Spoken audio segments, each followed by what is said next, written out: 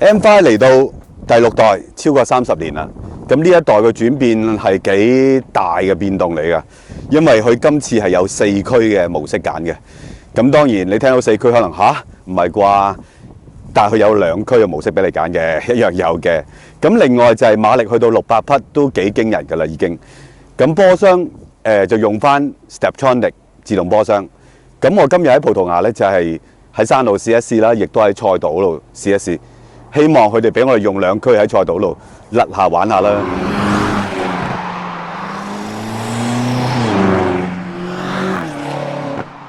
喺里斯本附近嘅山路揸咗一陣呢部新 M5，咁令我最大嘅感覺就係哇，原來架車可以咁有唔同嘅性格嘅。咁當然呢副V8 Twin Turbo 嘅引擎，你唔使擔心佢嘅力量唔夠嘅，因為穿到600匹已經好勁好勁㗎啦。咁你踩起上嚟，轟嗰種感覺係一定有喺度嘅。不過令我最驚訝嘅就係佢而家嗰個 setting 係有唔同嘅選擇，而嗰種選擇嘅 spectrum 係闊得好緊要。即係你真係教到 comfort 嘅時候，架車寧靜度啦、舒適性啦，你係覺得哇，我係咪揸緊架普通嘅？唔係啊！咁呢樣嘢係好事嚟嘅，因為 M5 其實一路都係講緊你平時可以揸嘅一部好高性能嘅車，咁佢而家做到啦，亦都比上一代做得更加好。到真係好 extreme 嘅 driving 嘅時候，其實會係點呢？咁我哋喺賽車場試完再話俾大家聽。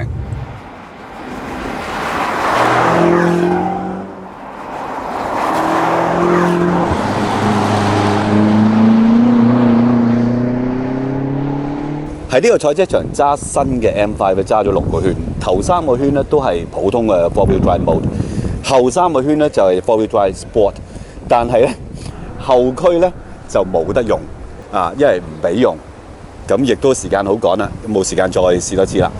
咁我揸咗6圈之後，我發覺佢嗰套4驅咧 sport 同唔 sport 嗰個差別相當大。先唔講呢樣嘢，係講整體嘅感覺。成架車喺賽道咧，速度絕對冇問題，力量絕對冇問題。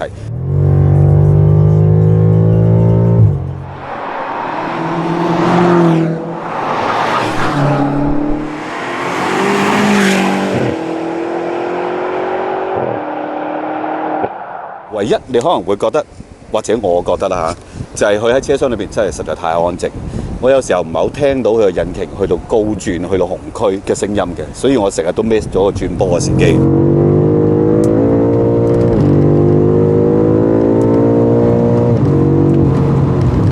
4驅方面咧，普通嘅4驅版咧，你揸落去會覺得好多嘢綁住成架車，好緊嗰種感覺，好似發揮得唔夠淋漓盡致嘅。當一用 Sport，哇！即刻鬆開晒啲嘢，鬆晒爽晒，要甩尾就甩尾，同埋甩尾嗰個出現同嗰個幅度同嗰個修正，好容易，好自然，即係唔使搞咁多咩 drift mode 啊諸如此類古靈精怪。其實架車本身就做到嘅，同埋做得好叻添。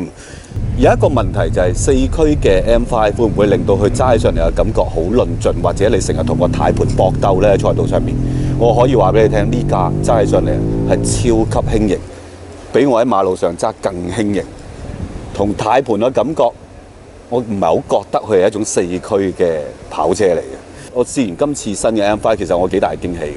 速度懷係勁啦，力量係勁啦，即係連個 handling嗰種輕盈輕巧嘅感覺咧，我都覺得幾大嘅感覺嘅，俾我係。